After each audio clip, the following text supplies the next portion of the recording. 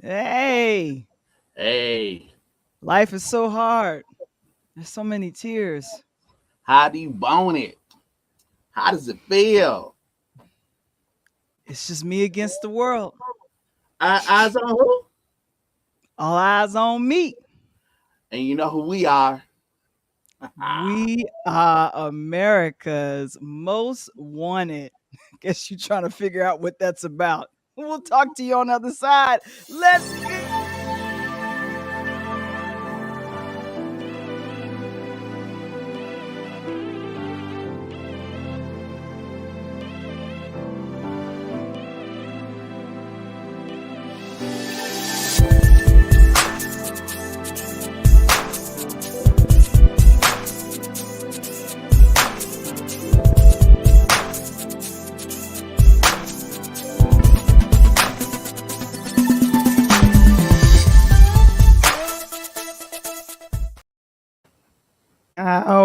Welcome to Talk on Tuesday, everybody. We're streaming every Tuesday on our YouTube channel, our Facebook private group fan base, LinkedIn under Pure Lighthouse Media, and now available on the Pod TV Roku channel.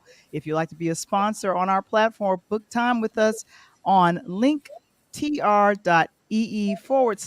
Pure Light Media. And we are celebrating, Michael, 100 episodes of the Interludes. Oh my goodness. Oh my goodness. So I'm excited about that. Uh I know you guys were probably wondering what we were doing with the lyric situation. Yeah, you want to explain that, Michael? Yeah, we were going through changes. Yeah, with a Bruce Hornsby beat behind it. Yeah, so you may not know where you are. There's a lot of anniversaries and things going on. But 26 years ago, there Mhm. was an 26 years ago we lost somebody. We lost Tupac Shakur. Tupac Shakur. He had just come back from the award show, the infamous awards, right, in Las Mhm. Vegas. Now I mention that because we got all these things and all these other people and their priorities and who they feel is important, and got wall to wall coverage of people that had probably very little to do with our lives who have passed on. But Tupac certainly meant a lot to me. I know he meant a lot to you in terms of his music and his expression, valid voice. But we're coming to a point where we're getting so far away from that time. Tupac died, and when he died, he was only 25 years old. It's been 26 years since he passed away. So he has been dead longer than he's been alive. Yeah, that's a little weird. And what I will say is what's so strange about we both would have been in our 50s because Tupac is was born the same year I was born. So it's just amazing to me that um he was cut off so quickly. His life was cut off so quickly. So I would thank you so much for reminding me. I didn't realize it. These are weird death anniversaries that come up, and Tupac was a very prolific writer and rap artist. He was a thinker. He was a poet. There was a lot of facets to his life that we he explored. I loved him as an actor. I mean, his character Bishop still scares me from Juice. If you guys have any movies that you remember him from, or whatever your favorite song was from Tupac, go ahead and throw it in the chat. But I thank Valid you, Michael, voice, for go ahead and valid thank you voice. for What doing what that. what would a 51-year-old Tupac been like? I think he would have been like Method Man, who Okay, is acting and a doing a lot great of. job of acting too. Yeah, and Method Man is killing it when it comes to uh to acting. So and speaking of acting, I am excited about what is happening with with daytime television. I like to call it Black Girl Joy. I don't know about you. Aren't you a fan of Okay. Sherry Shepherd? I am. Yes, I am. Well, Yeah, we no, got there's some. no restraining order yet, but yes, I am. Of course, right. So as of yesterday, her show premiered, Sherry, and Yeah. also another one of our people that we love who just became an EGOT. She's won an Emmy, she's won a Grammy, she's won a Tony and an Oscar. So it is Jennifer Hudson. They are both our Chicago girls, and they both Mm-hmm. and I want you to look at something right here. Notice the similarities of their premiere episode on yesterday. They're Uh-huh. both see what color they're Did, wearing. yeah. Did they both go yellow today? Because I I saw don't, Jay had in that yellow today. She looked like a little lemon drop. I saw her. I I saw that. I know, but I don't know. They were channeling. Mm. They were in pink, so I thought that was so apropos, and both of them have these shows on opposite ends. You have Sherry Tapes in New York. She is in the former studio where Wendy Williams shot her show. And I believe Jennifer Hudson's set is the old Ellen set. It looks like the old Ellen set to me, Ellen Well, that DeGeneres. makes it. So, Well, Ella's not using it. well, she's. Hey, Ella is going on to other things. Perfect timing.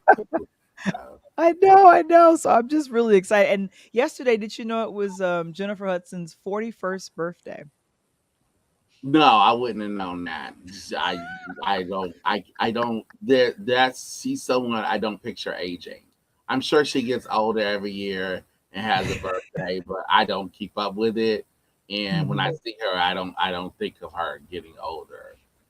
She when I see her, I still see her as the person that should have won American Idol. I think even now Simon Mhm. understands that, right? I Yeah, and saw some clips. he was his He first was? guest. He Okay, was he the was first our first guest, guy. which All was right. apropos, I thought. Yeah. I know I saw a clip of them together and him talking to Mhm. her, and I just thought, wow, see, that's pull. You know what I mean? She goes on that Yeah. show. He gives her all the business. She leaves. EGOTs, gets her own talk show, and then makes him a guest.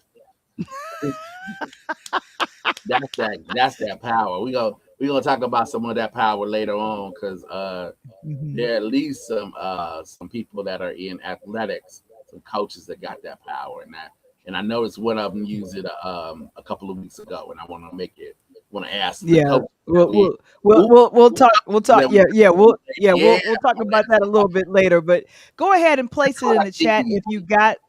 Huh? in the business. That's called a tease. See, I alluded to what was going to happen later on, I, so okay, I'm just saying. Mr. Wamble, I'd like to address what's on screen. Mr. Springer, we Yeah, appreciate you. We love you. Let us know if you yes. got a chance to catch either the Sherry Show or the Jennifer Hudson Show. Now, you know the good thing is that you can see they both have YouTube channels, so you don't have to be in the daytime watching them. So they're probably collecting all that data, Michael. YouTube, TikTok, Reels, all that stuff. So let us know what you think, and I'm gonna move on really quickly to the Emmys. Did you get a chance to watch the Emmys yesterday?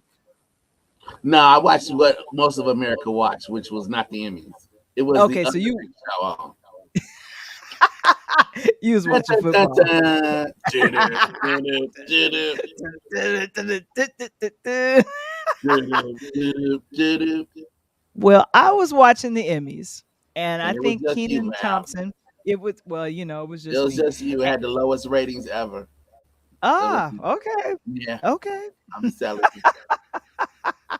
Well, the one thing that I will say is that I think Keenan Thompson did a decent job in hosting. Mm-hmm. And so here's a couple of our winners. Lizzo won for her reality show that's on Prime right now. Well, it's about damn time. And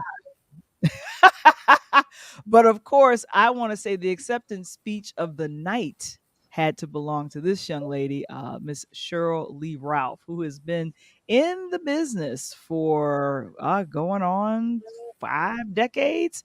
So she sings a song to her acceptance speech, Michael. And the one thing I'm gonna pause right here and let you Yeah. guys know that Yeah. these two were Yeah. up for the same role for 227, but Jackie Harry won the role and then eventually Woo. became the first African American woman to win Best Supporting Actress on in a comedy series. And we had to wait how many years, Michael?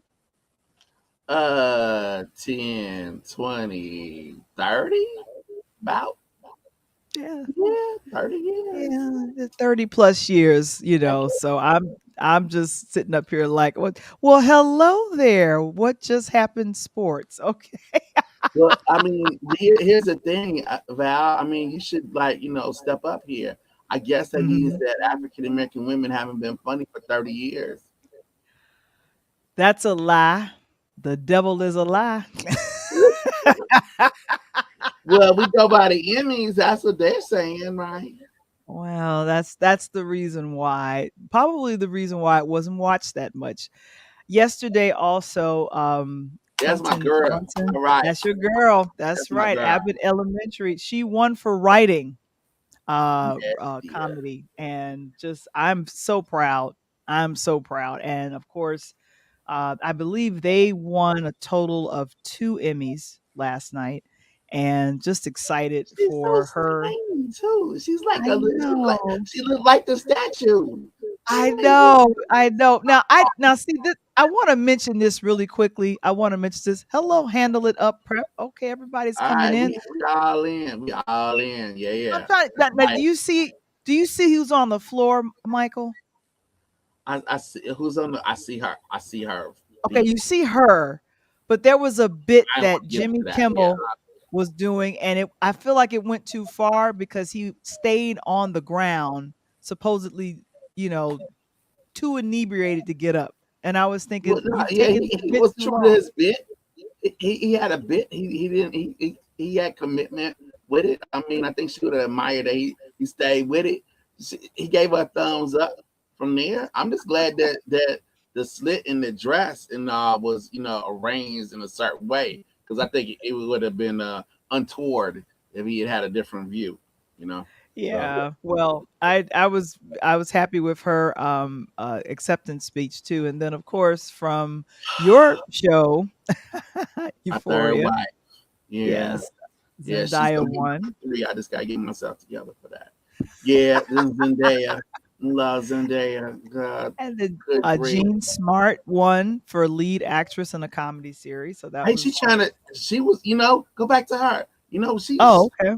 That look. I mean, good for her. I mean, she's Yeah. got to be in her easily in 70s. her 70s, and Yep. she. I mean, she's trying to make white. I know white crack, but I mean, maybe not all, because she looked good for her. Her age. In that she was Mhm. channeling Marilyn Monroe, which is hilarious in itself. I So know, I know. And then of course directing a drama series with Squid Game. And also Ted Lasso last year won for best comedy, and it mhm. won again this year. So it's a back to Yeah, back win for them. And then also Succession. I think you called this one. You called that this one was going to win an Emmy. Succession is a monster. That show. I Hmm. mean, here's how you know the show is so good. Other shows Hmm. compare themselves to it. Our show is like Succession, but these two other random stupid things put together. We want to be like Succession. That's how that is, right? Hmm. Same thing with teams. You have some teams. For a while, everybody wanted to be like the Bulls, right? We're like the Bulls, but we do this. And it's like we're like the Warriors, but we do this. It's like, okay, sure you are. If that's how you rationalize it, fine, fine. But Val, the voice. Here's the thing with the Emmys. I heard that acceptance by Shirley Ralph was so good it should be up for an Emmy. Pretty much. Pretty much. So Yeah. what did she do? She What'd she say? well, this is what moved me to tears Okay, tell because us. she said how in the song that she sang, she says, I'm someone here and I'm not just an indentured servant, Mm. almost a direct quote. And then she finishes singing because people are standing, giving her a standing ovation. And then she says, I want to thank um when you have people like, and then she mentioned her husband, she mentioned Quentin, she mentioned the cast. She's like, when you have these people in your life, it's just like, and if you have a dream, never give up no matter what. And I'm sitting there like, oh my goodness, because if I could go back a little bit here, Hmm. she looked completely shocked. I think she was kind of resigned that she was not going to win, and I Then wanted to make sure why? that I captured Why? it. I don't. It, You saw Abbott Elementary. She was certainly deserving. I mean, she is one yeah, of the mainstays in that show. She's the mentor to yeah. the lead character. Like Hmm. she's like the lead character is like surrogate mama, I and you know. see those relationships in education. I see them. Yeah, You yeah, see but people that like take on that role, and it's really important that they're there. yeah, and she is in the upper left-hand corner of your screen. She's got that Mhm. shocked look on her face, and then she look like she's about to cry when she's walking toward the stage or walking towards the mic. And then she lets out the people start clapping for her and getting all Mhm. excited, and then she starts singing. And that's where I had to just make sure I captured that, her just singing the Yeah, the acceptance. So, yeah. it's rough. It's rough out here, man. It's rough out here. Is it? Is it rough? Is it really that rough? But Um, you know yeah. you know what I know is rough. You know what I know it What? is rough for sure. And talk about rough because I was talking to my students about this. Mhm. So I saw that the people that we sent to DC, Michelle and Barack, the ones that we sent from Chicago to help the U.S. out. I saw that they returned back to the White House recently. Yeah, they did. They did. And they were being honored, Uh huh. um, which was a great thing. Oh, that picture went by too quick. I was trying to bring Yeah, it up real yeah, quick. yeah. Yeah. Because when you see that picture, when it does come up eventually, on one side, clearly it is a portrait, a painting of Michelle Obama, but that painting of former President Barack Obama, Mhm. my students thought it was a picture. They thought somebody just took a digital picture of him and put Yeah, it looked like a digital picture too, and that's an Michelle's portrait. amazing portrait. Yeah, yeah, and they haven't returned to the White House in a very, very long time. How was I that? believe, uh, uh, since before the previous person that was a president. Well, they should have come back because the tradition has been that every president Mhm. um, returns to the White House after their term is over, and then they have an official day in which their portraits are unveiled. So Mhm. when when Clinton left office, he came back when President W. Bush was there, and then when Mhm. W was there, he came back when Obama was there. And then Mhm. Obama left office because he had run out of 8 years. He could not win a third term. So, because if he had run, he probably would have won. But he couldn't do it. So this Okay. other guy gets in, the 45 gets in. He was supposed to invite 44 in to unveil the portraits. Do you think he got lost in the mail or something? Uh, um, um, Maybe he lost the invitation under those like top secret documents. Maybe they got mixed into the files and he wasn't able to send it out to the I have Obamas. I have nothing good to say behind this. I'm just things that would be normal that should have Maybe it was in happened. Melania's stuff, Okay, like we're gonna keep this moving. We're gonna keep this moving. It's I'm going just bad quick. saying. I So anyway, mean, they were supposed to be there. I mean, talk about breaking tradition. It's just another reason why. Well, the Never good again, thing is never again, right? Never again. the good thing is that Biden said Barack and Michelle welcome home, and Mm-hmm. then he addressed them as two dear friends, and also later addressing him saying it was America's good fortune to have you as president because Mm-hmm. you survived the previous presidency, and then we're going to keep that move right on moving because I don't Yeah, like and then talking about. Barack called Michelle fine. He said they captured her fine nature in that photo when she said he was spicy. It was very cute, very very cute. Yes. Yeah, it was, but Michael, very exciting. What's coming out this weekend is The Woman King. Okay. You Right. Yeah. Right. yeah, I'm Not a excited queen, about. right? Woman Not a king. queen. Not a She is queen. the Viola Davis is killing it Getting married. Yeah. in The Woman King, and so this is supposed to hit theaters not Friday, Mhm. Thursday. Man, imagine if that woman was the help. That'd have been a whole different movie, huh? The little white girls that come up to her looking like that, talking about like we need you to clean our house. Mm, I don't think so.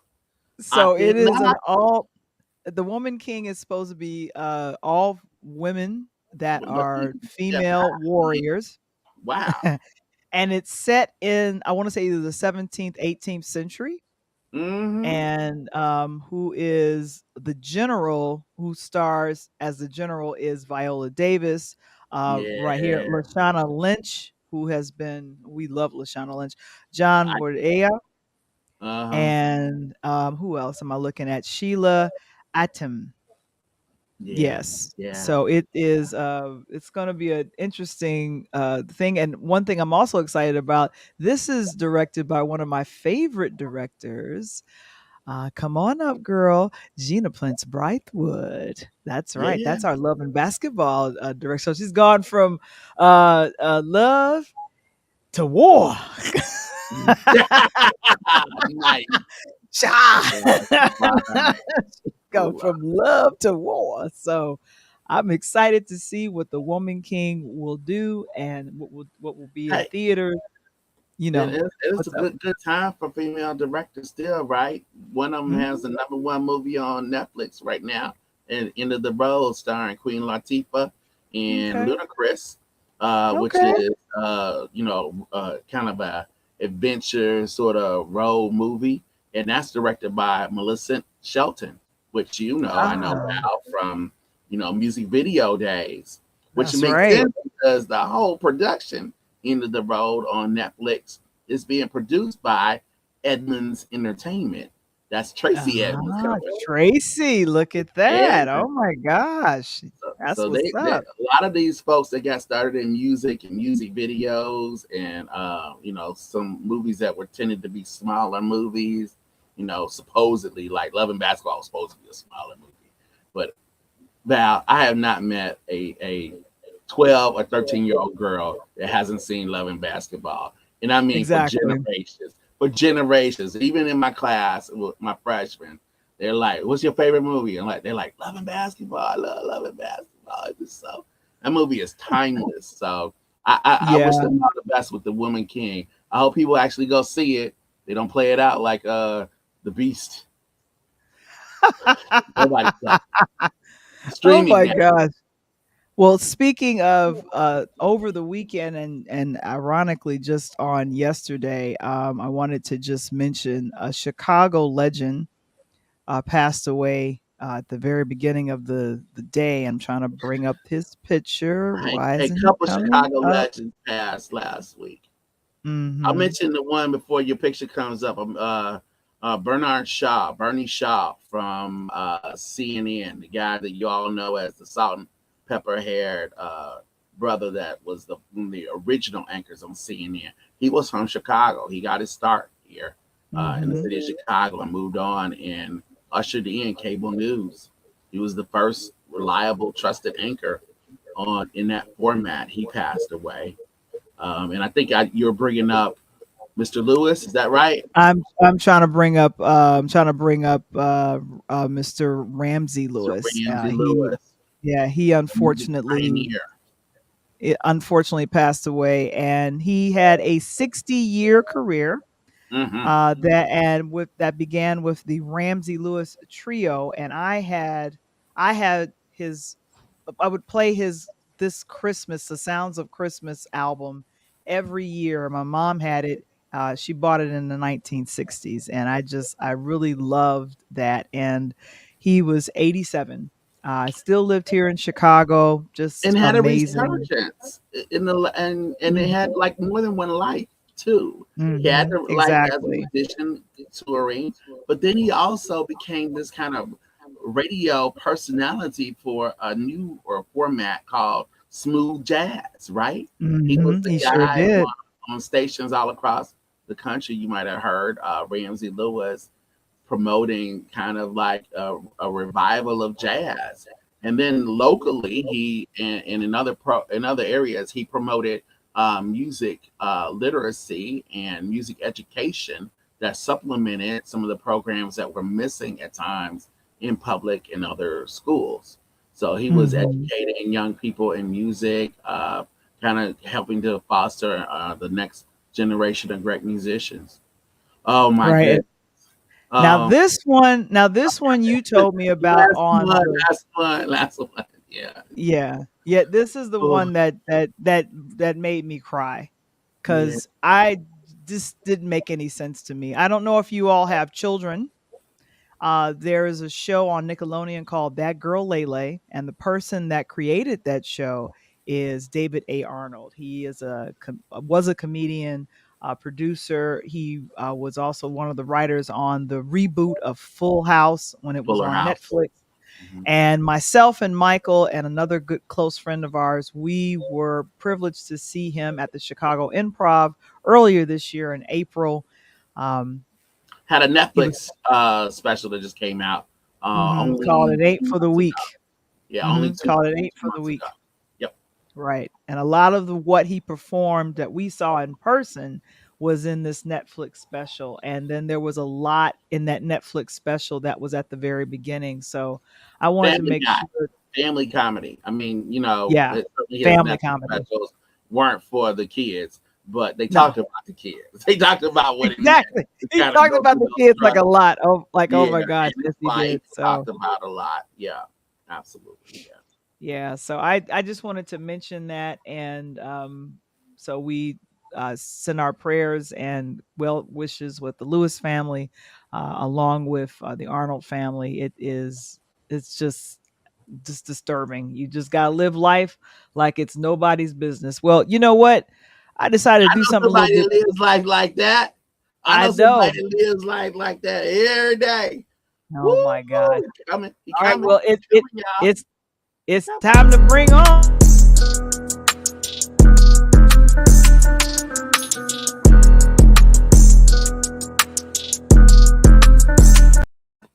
Oh my goodness. There he goes. Man, hey, Woo-hoo.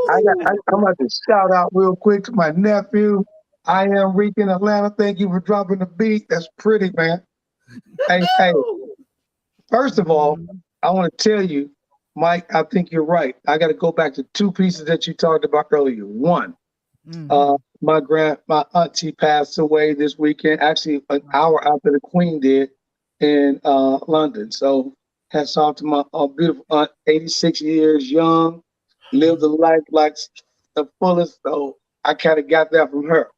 And two, on the Tupac situation, first album, Brenda's Got a Baby. Talked about just the triumph of a young lady just going through the situations of having a child, trying to figure out life, and trying to figure out whether or not she should keep it or throw it away. And instead of having a normal abortion, doing whatever, all the stuff that's going on in today's world, she decided to throw it away in the garbage can until she walks away and the baby starts crying. So, man, that's mhm, very touching. And then the number one track to me is just the love for Kenny Shakur, his mom, and Dear Mama. You know, Black Panther came back, know the struggles that she had, and then I think one of the young rap artists who dropped a song about his mom that went worldwide is ridiculous.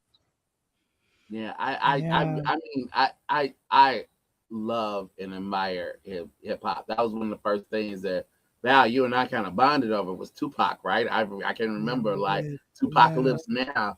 But I gotta think that if he was still with us, at 51, that man would be on his second Oscar win, possibly, because if not more, right? He was he was grinding. I mean, Val said coming off of Juice and then dropping, coming off that Juice and then getting with the Hall of Fame Janet Jackson. Come on, man, that was legendary. He was really, I mean, and he had he was unafraid to be emotional and touch, like to be vulnerable. And a lot of the guys out now, Coach, I know you hear them with your players, they listen to people and newer artists, I mean, I think they're trying to get back to that. That was something that he did at a point when I don't think anybody else was doing it. Everybody else was fronting at hip hop at the time when Tupac came out. And he was just so genuine that, even today it still resonates. I have 14, 15-year-olds in my room at times, they're listening to music. Like, who you listen to? They're like, Tupac. I'm like, Tupac? Like, for real? Like, that's what you going with this? I was like, and they listen to it, their eyes lighting up. They just like feeling, somebody's actually saying something from the heart. And that means a lot. That means a lot, And Val, you were right, Val, about the Method Man changing that thing over. I mean, think about it. Pac was a solo artist, and he really didn't get down to get Grammy and grimy, Mike, till after he got shot, right? Then everything went crazy because he started blaming people, and then like his death was destiny based on what his records were saying. But then you have somebody like Method Man who's seen the light. He came up with Wu-Tang and the 36 Chambers, and everybody rapped. And he stepped out and became the prominent between him and Old Dirty Bastard, right? So, it was just insane, I man. mean, and that's why I think that he'd be on his second Oscar, because right now you have a whole generation of people that know Queen Latifah and LL Cool J as TV stars. Correct. And TV stars for their parents, right? That's what he said that. He said that before the concert in New York. Remember, we were talking about that a few weeks ago. And before the hip hop concert he gave in New York, and he said that it's crazy because I've got people that see me today and they know me from NCIS. They have no idea that I spit bars and lyrics back in the day. Well, Coach, speaking of crazy, here's my easy transition. How long you think that boy gonna be coaching the Denver Broncos? Because I got him like 4 more games before he gets lost or something happens. Because the way he got come in like that and lose. Look at the way they got booed. The way they got booed coming back to Seattle, baby. You can't get booed like that. But Russell put up a fight, man. But I'm gonna give it all. Russell came in there looking like what? Coach, what's that? Is that metallic blue? What is that? What is that? I don't know what that is. I mean, Russ looked like he got something that Puffy used to wear.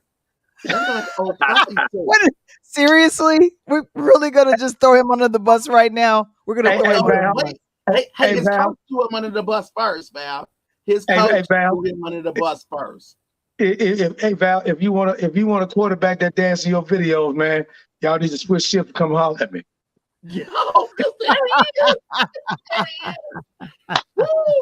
I said, Coach, you can't walk in that tuxedo and lose. And then he was, I guess he was left. He didn't have another change of clothes. So he's answering questions about why the coach chose to have a kicker try a 60-yard kick rather than putting the ball in his hand. Coach, I thought that's why he left Seattle. They wouldn't let Russ cook in Seattle. So he goes to Denver. And not only did they put him on the side, they had some dude try to kick it 60 yards. What? What are we doing? Hey, Jamel, like you said, Hollywood fabulous, baby. Hollywood fabulous. And the thing about it, here's the crazy part about it, though, Mike. How do you come in a Seattle color suit, dog. I could get if he was coming in with them Denver Broncos, maybe a dark black or orange. Man, he came damn near in Seattle colors and got booed. He got booed, man. Got Yeah. booed. Derek says too They hard on chanted Russell. Gino. They were Didn't chanting deserve the Gino. booze. He didn't deserve Gino. Hey, Gino. Hey. I don't know. Did he get deserved to get booed? No, but his coach did. And his coach had learned to try to say, we did that on purpose. Nah. You paid Russ all that money to go back to the sideline and watch some dude try to kick a 60-yard field goal. That's on purpose. And he came up what, Mike? Short. He came up short, like as tight as that tuxedo was on Russ. Man, hey, that's what my boy sliding in the water. Ooh. Hey, this game kind of hurt me because my nephew, I never told you guys, my nephew is Juwan Jennings, number 15 for the 49ers.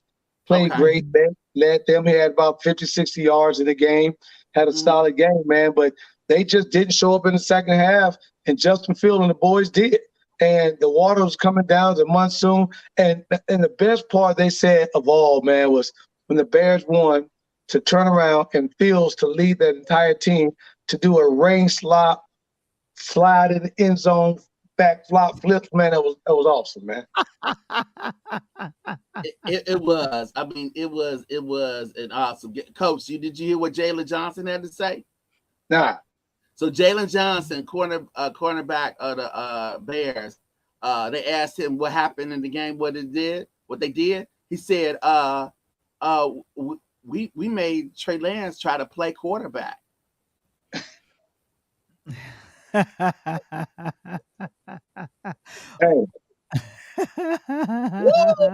let me ask you a question. Let me ask you a question, Mike. How did that work? Not so well with the 49ers. Not so well. Because the 49ers they got a quarterback that watched that game who took his team to the Super Bowl, but that wasn't good enough for the 49ers. Hey, Mark. Hey, Mark. They could lose in the rain. Hey, Mark. I'm glad you're out there, Mark, because I'm gonna pound you up, baby. What we tell Mike about them Baltimore Ravens, boy. that wasn't. Look, talk to me when the Ravens play a football team. Okay. The New York Jets are not a football team. New York might have a football team this year, but it's not named the Jets. Yo, there we go. Ouch. And speaking of Tennessee on that, with further ado, I'm gonna bring my guy, Coach Ty Evans, to the forefront. My guy from Tennessee State University, head coach women basketball. And by the way, Mike and Val, let's don't sleep on Coach, because don't treat him like he's from down south, because he's from the Midwest with us, straight up out north of us, up I-94 in Milwaukee. So, hey. Let me correct you on that. Beloit, Wisconsin, baby. Oh. He gonna go. I got a lot of love for Milwaukee. I got a lot of love for Chicago, but 608, I'm born and bred, baby. I'm gonna represent it to the day I die. 608 all day long. You pronounce the T, right? You pronounce the T. Right. Hey, Coach. The people don't understand the Midwest folk. My guys always say, Coach, every time I see you, man, you already got something say Chicago. As the mama said, take the boy out the city, just don't take the city out the boy, man. You already know. We got a lot of pride where we come from. We come with a chip on our shoulder.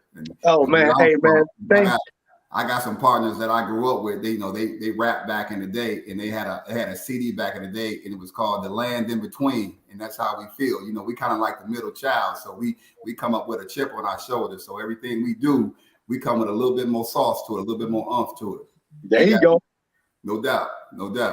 I like that. Hey, Coach, first of all, man, thank you for your time. I know you're busy. Season's starting off right now. And what we've been trying to do, man, welcome to one of the best young shows that's coming off the yard right now. This podcast is picking up steam each and every week, man. And we're trying to bring on coaches, and what Val the Voice and Mike and I try to do, man, is bring in young HBCU guys, because a lot of the country don't understand. I heard a stat the other day. They talked about the majority white universities are losing students. The mixed universities are maintaining students, but HBCUs are picking up students and picking up steam. At the prestigious Aristocrats of Band, Tennessee State University. Tell us how it is down here in Nashville. I mean, it's our time. I mean, just look around. I mean, the university is growing. Dr. Allen has done a phenomenal job of just, just getting out there and putting forth, a lot of effort just in making sure that, everybody knows that Tennessee State is on the map. And everybody talks about the potential that we have, but we don't take that mentality and just rest on that, if that makes sense. Where we come from, how we get down is when you say potential, that means you haven't done anything yet. So Right. we're hungry. We're not even hungry. We're starving at Tennessee. Right. It's a great time. Wow. You see what the football team is doing. Coach Pitty with the basketball team. Dr. Glover, she's always promoting the university. What Dr. Allen is doing. I mean, it's an exciting time to be at Tennessee State, and I couldn't have picked a better time to get on the boat because, man, we're rowing in the right direction, and more importantly, we're all rowing in the same direction. And I think that's something that, as African Americans, we've been accused of not sticking together. We've all heard of the crab in a barrel complex. You don't see none of that in our athletic department. We have volleyball games, we have softball games, we have football games. We're on group chats, and I love that because where I come from, it's all about family. We all talk about it takes a village to raise a child, right? But that's what we're doing with our student athletes. I'm not just talking to my women basketball players. I'm talking to the softball players in the hallway. I'm talking to the volleyball players in the hallway. They can come to my office and talk to Coach Ty. And that's how we get down. That's what we're trying to do, man. Coach Cheese is a legend, track and field coach, an Olympian. Home of Wilma Rudolph, all that. So I'm telling you right now, get on the boat now. Get on the boat now. Don't wait. Get on the boat now because we coming. That's right. I want to pick up what Coach said, and it's so true. That was one of the things that we were looking at here on the high school level and trying to bring more HBCUs into our school so that our students have that contact. I know that they're getting it on their own, and they shouldn't have to work that hard. They should be in the high schools as much as any other college or university is there. But people did choose HBCUs specifically during the pandemic, and it is something that we have continued. And Coach Evans, I want to ask you, why do you think people, given the choice, they could go to maybe to become a volunteer, but why should they choose Tennessee State? What is it about Tennessee State? What is it about the HBCUs that should be attracting our young high school students? Let me touch on something you said prior to me answering that question. When you said it kind of started during the pandemic, you saw a lot of African American students matriculating to HBCUs. Mm-hmm. And I think it's something there's a historical context to that. When Black people are faced with adversity, we go home. Think about it. We go home. That's what we do. We go home. If you're the prodigal son, you're 16 years old, and mom is trying to make you come home at 10 o'clock and you don't want to, and you fake run away. As soon as you hit adversity, what do? Mom, can I come back home? Mm-hmm. Dad, I apologize. Can I come back home? And I think that's what you saw during the pandemic. You saw a lot of individuals that kind of felt like they were misplaced. You feel me? Mm-hmm. Now it's they looking at it now like, you know what? Man, we forgot about home. We can't ever forget about home. And that's kind of what you're seeing right now, with Deion down at Jackson State, and not just Deion, Coach George is doing here at Tennessee State. Exactly. It's across the board. I'm representing Tennessee State through and through, no question, but I'm also an ambassador of HBCUs all across the country. If you want to go to South Carolina State, guess what? I'm with you if that's the right fit for you. It may not be the right fit at Tennessee State. I'm okay with that. If Gramblin's the right fit for you, cool. But just keep it home. You know what I mean? Keep it home. That's what we do. And that's what we about. So hopefully I answered that question for you. Yeah, no, yeah, definitely you did. Yeah, Coach Tony, go ahead. Yeah, I was going to say, the funny part about that is, Coach Todd, I'm on the other side of the town with him, and being at the JUCO, I don't get the luxury of that because I'm at a majority white JUCO that brings in a lot of us out of North Nashville, out of inner city Nashville, and a little bit of all over the state. But it's so funny, man, to grab the opportunity, Mike. If you were sitting here in the state of Tennessee, a lot of people don't realize, I've mentioned this before, the Middle Tennessee area is the largest or the only state in the U.S. with the largest proportion of Division I major universities in anywhere in the country, and based on a 200-mile radius, north, south, east, and west. And out of that, you're looking at the number 4, number 5 ranked HBCU in terms of enrollment in Tennessee State, right here in our own back door.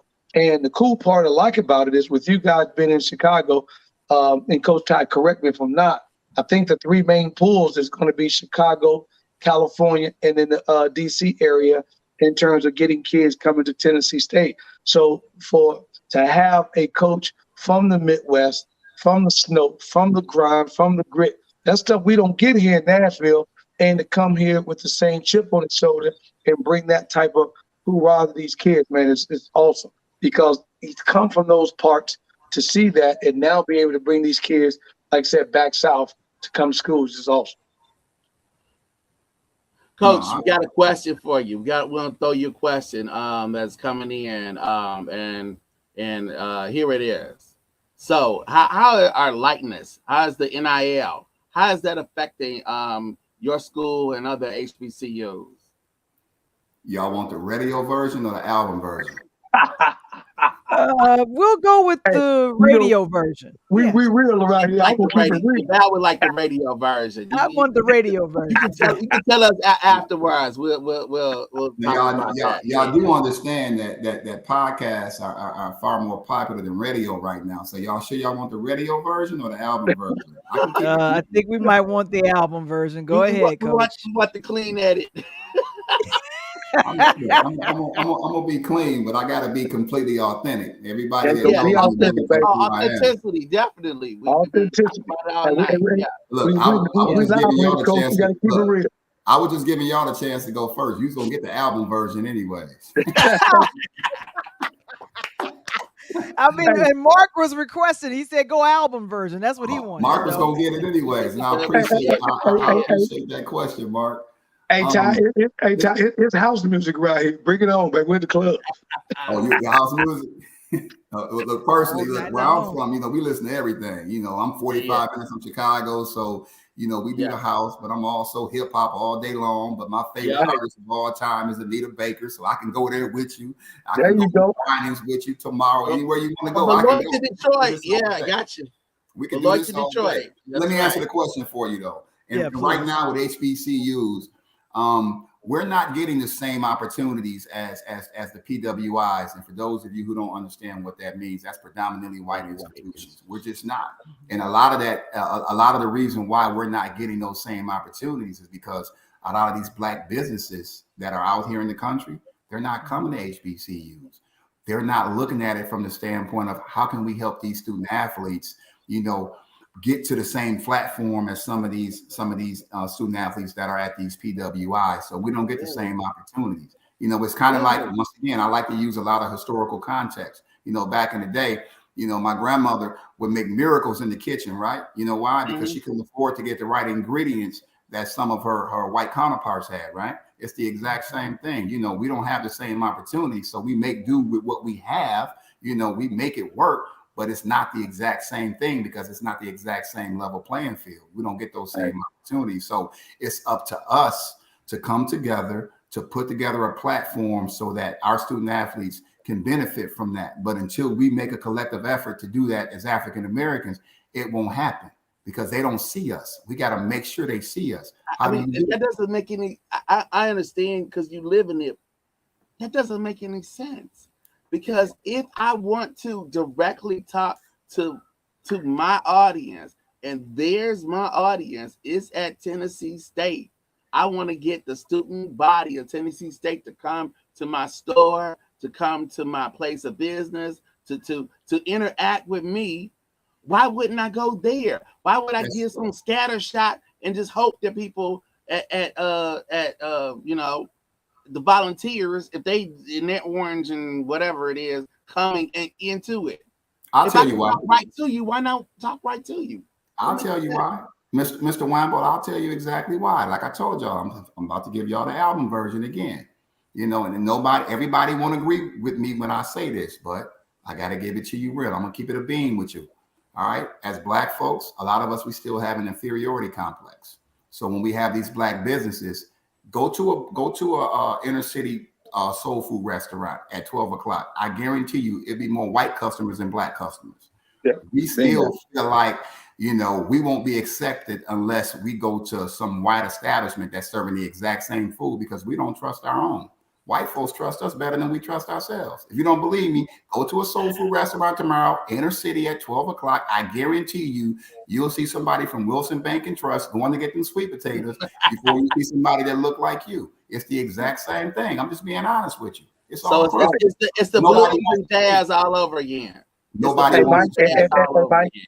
And he exactly correct. Because I got lunch today. I got lunch today, Tom, at one of those at one of those Black establishments. And I laughed. I looked up. I asked to be the first one in line because they just opened up because I was working and whatnot. And I swear, when I got my food and turned around, it was probably 12-to-1 ratio. And I don't have a problem with that. Some of my best supporters are white people. I'm not anti-white, but I am no, not at all. Pay attention. Exactly. I'm not saying it's a race thing. I'm just saying this is about us.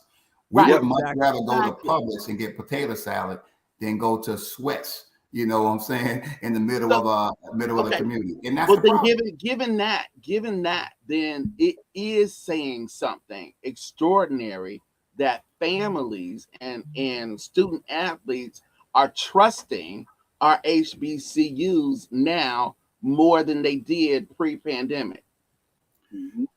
I don't know if they are or not. I can't speak on that, but I will. The numbers show it, Coach. The numbers show it. It's up. It's up.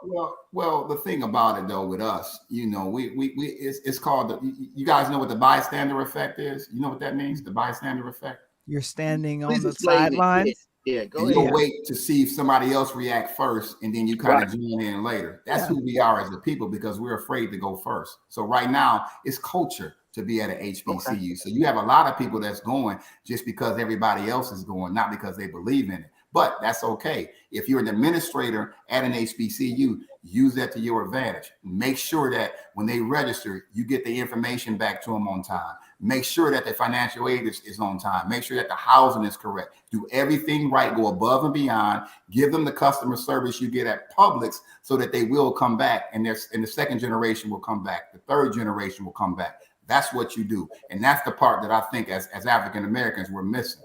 You know, we just kind of take it for granted, but then we get mad when our second generation cousin goes to Iowa State. Well, why wouldn't it? Yeah. Right. I want to jump in here. I know, because guess what? I spent almost 20 years at PWIs. I know what they do. See, and I'm coming to know what they do too. We know what they do. We know what they do too. We all came from HBCU with the cheat code. I'm like, look, I'm coming through the back door, but I'm giving y'all the key. Just listen to me, you know. But a lot of times we don't want to listen to ourselves because we have this, unfortunately, we have this mentality of it's always been done this way. Well, guess what? If it's always been done this way, it will remain this way. A lot of the traditions are great. We need to keep them, but we got to separate the ones that are no longer needed, the ones that are not helping us advance. Are we willing to do that? A lot of us are not. Some are, some not. But to advance, we have to do that. Period. So, Coach, I'll wrap up with my question. How can we make that change in that thinking? I saw Coach Tony sent me over some beautiful pictures of you with your team. And as I was telling you before you came on, my cousin attended Tennessee State, and she said that she has this type of pride of knowing that attending this type of HBCU, she feels supported. And she just recently got married and is about to have a kid.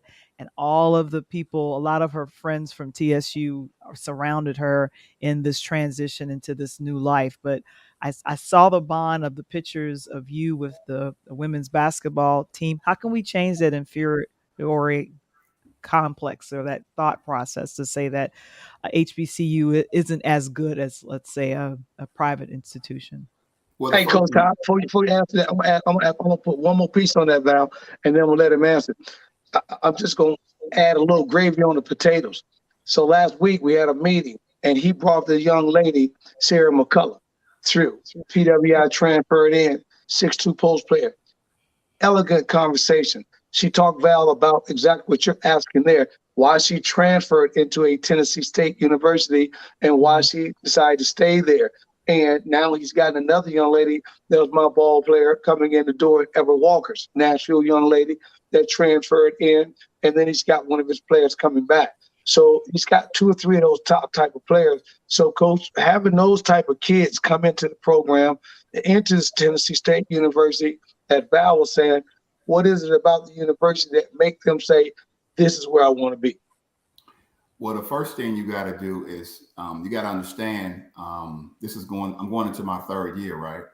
This is the first year where I've actually been able to go out and recruit in person because of the pandemic. Right. So the young ladies that's on the roster right now, you got to think about it. They didn't know me from Adam. I couldn't go out and have them, I couldn't go out to their homes and visit them. They couldn't come on an official visit, so they basically trusted me just based off conversation. And the point I'm getting to is very important. It's about the relationships, bro. Right. If you're authentic and you're genuine in your relationships and you mean what you say and say what you mean, you back up exactly what you say, the real ones will gravitate towards you. That's it. It's really that simple. People make it more complex than what it needs to be. The young ladies that's on my roster right now, I didn't send them one letter. You know why? Because I didn't know enough about Tennessee State to lie. Because all I would be doing is lying. I didn't know what Tennessee State was about. I didn't send them one letter. So when I called them on the phone or I FaceTime them, I just gave them Coach Ty, literally, and that he trusted me. And I didn't know them, they didn't know me, and we got to a point to where every young lady, and that's why you see in those pictures, you see love, bro. You don't see nothing fake because I don't do fake. I got 2 daughters myself. I got one that's 23, one that's 15. They don't like everything I say. I'm flawed. I'm not perfect. However, I'm authentic, and real attracts real. If you're authentic, they will gravitate towards you, and that's the most important thing. That's it right there. All the young ladies on my team, I'm like a surrogate dad. A lot of them have fathers in their lives, so I'm not taking nobody's place. I'm just a supplement. I'm adding to what they already have. And that's the most important thing. You just got to be authentic. Whether you right or wrong, people gravitate to authenticity. The ones that don't are the ones that's $3 bills, and you don't need them around you anyways. Exactly. So we got to circle that one big game on the schedule this year, Coach. What game are we scheduling? And what game are we circling on that calendar that we want to check out? What's that one game? The next game. And after that, the next game. And after that, the next game. That. You know why?